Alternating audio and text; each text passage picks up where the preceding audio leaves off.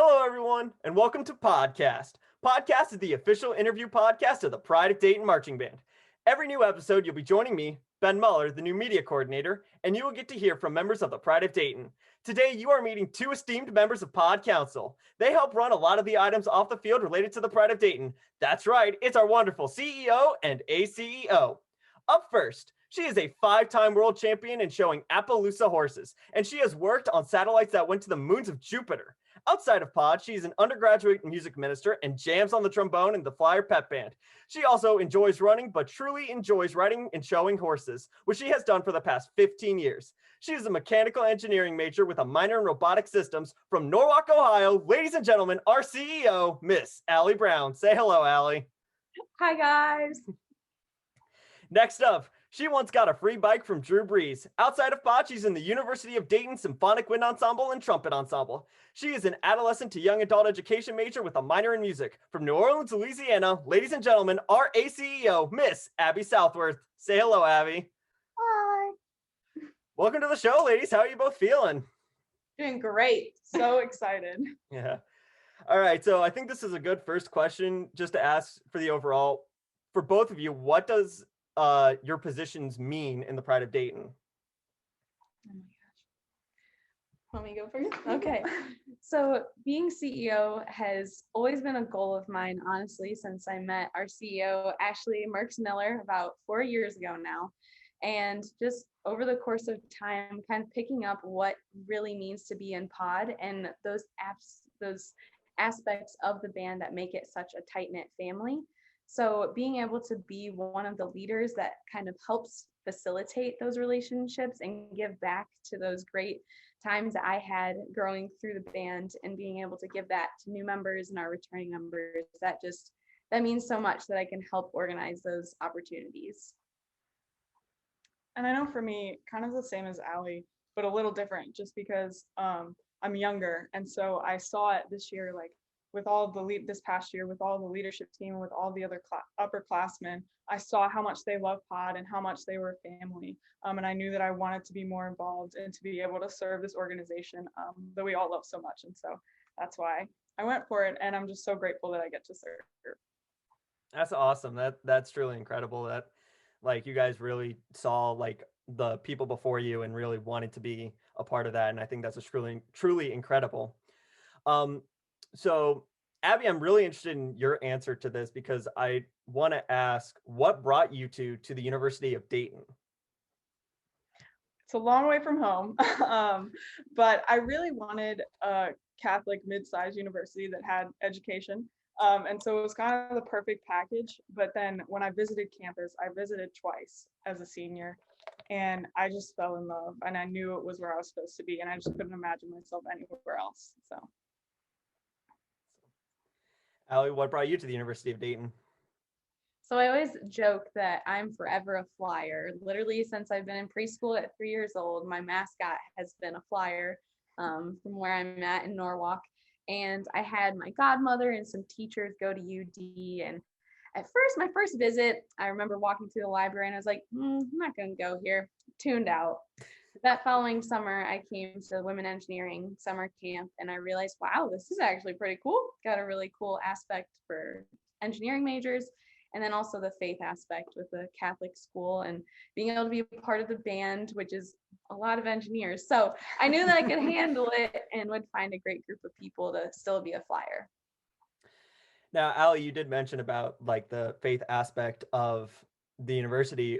You're an undergraduate music minister, which is a mouthful to say on its own. Yes. So what does that mean you do on campus?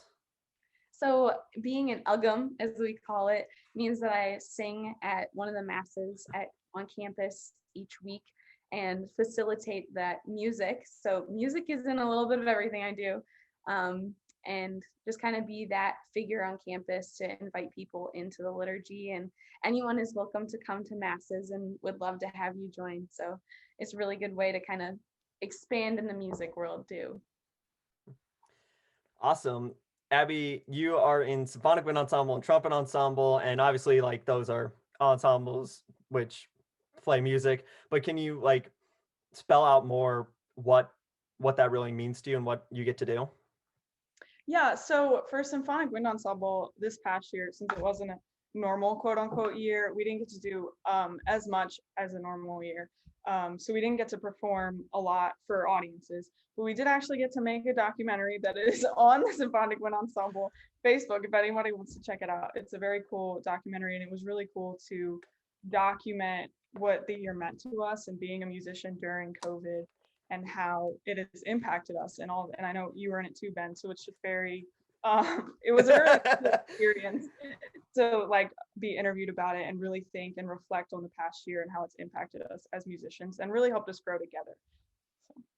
Yeah, that was a really cool aspect. Yes, I was a part of Symphonic Wind Ensemble as well, but this is really not about me. But that was a cool documentary to film and be a part of, and that's incredible. Now, Allie, back to you. You do jam on the trombone in the Flyer Pep Band. What does that mean to be a part of another music organization like the Flyer Pep Band? So it's great crossover. Being all technical, you keep your chops in shape as you're playing throughout the basketball season, coming right off of pod. But it's really fun to cheer on our Flyers in another capacity, not doing drill and things like that, but really getting to jam and dance and just have a ton of fun at basketball games. This past year, being COVID and all, we did some recording sessions instead of being in the arena with other people, but it was still fun to turn on the TV when we were playing and hear, oh, I do remember playing that. And they were like pumping us in through the PA system. But it's a different vibe than pod. It's a lot more kind of you go for it and you throw your whole self into it. Crazy is the word that we really say. Go crazy or go home is our big logo and motto, and Dr. Morris really has a fun time with it. My claim to fame is that he knows who I am. He might not know my name, but he knows who I am. So Oh yes. All right. We're still weeks away from the marching band season starting, which the days are counting down. We're under, I think, 40 days right now, which is really awesome. But what are you guys most looking forward to doing this upcoming season of pod? I am so excited for the whole thing. I'm so excited to be back on the field and be able to experience everything in a full band camp with everybody there. And just, I know that everybody is going to be so hyped and so excied to be back fully. And we hit 70% today. Yeah. And so I'm just way to so date excited. this recording. I'm so excited to experience the full pod season. I'm ready for all the little moments. I'm gonna cry. It being my fourth and final year is just mind blowing. All of the little moments, like staying up too late at band camp, getting up too early for games, just being dog tired at the end of a day with having like volleyball and football and parades, and then going to like pep band later in the season.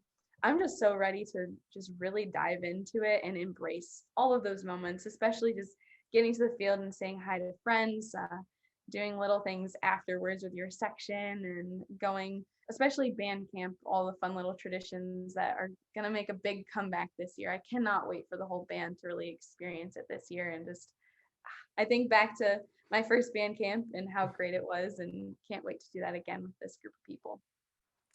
That's awesome. That's really incredible. All right. Now, when I made these intros, your fun facts were really engaged me into wanting to know more of the stories behind them. And Allie, we'll start with you. So you're a 5-time world champion in showing Appaloosa horses. Can you please elaborate more on what that really means? Yeah, so I've been riding and showing horses since I was like 2 years old. Well, showing once I was 6 and on. And so that meant like going around the country with my horse, and our group and my parents helped a lot too, which was awesome having them on board. And those world championships were in Tulsa, Oklahoma and Fort Worth, Texas. So in the middle of the summer, we would haul out there in those places for about 2 weeks, and people from across the globe would come. And I won a few classes against some pretty tough competition, and those were big accomplishments with my horses, Daisy, Tipper, and Roscoe. So that's a big part about me, is I'm a horse girl, not a crazy horse girl, but a horse girl nonetheless. That's really cool. That's awesome getting to go to like Fort Worth, Texas and Tulsa, Oklahoma. Like that's awesome. Now, Abby, this just sounds cool because I am a sports person, and Drew Brees just retired, and you got a free bike from Drew Brees. What is the I story behind that? I did get a free bike from Drew Brees. So when I was, I think around 4 years old, I broke my left elbow because I'm a klutz. And it just so happened that while I was staying in the hospital, in Children's Hospital, Drew Brees was giving away free bikes to all of the kids that were staying in Children's Hospital. And so I stood in line with all the other children and we got our free bikes from Drew Brees that day. Wow. Yes. that is seriously just cool. Like even still going, like getting, not saying that like breaking your arm is a good thing, but like getting to like still meet Drew Brees, even if you have no idea who he is when you're 4 years old, like getting to meet him, get a free bike from him. That's just a really incredible story. And I think that's all the time we have for our questions. Thank you all so much for watching this episode of podcast. If you like it, give us a like and please follow us on all our social medias, Facebook and YouTube at the Pride of Dayton Marching Band and our Instagram at Pride of Dayton. I want to thank Abby and Allie for being on the show. And if you have any questions you would like us to ask for future guests on the show, please leave them in the comments. Thank you all again so much for watching, and yeah, pod!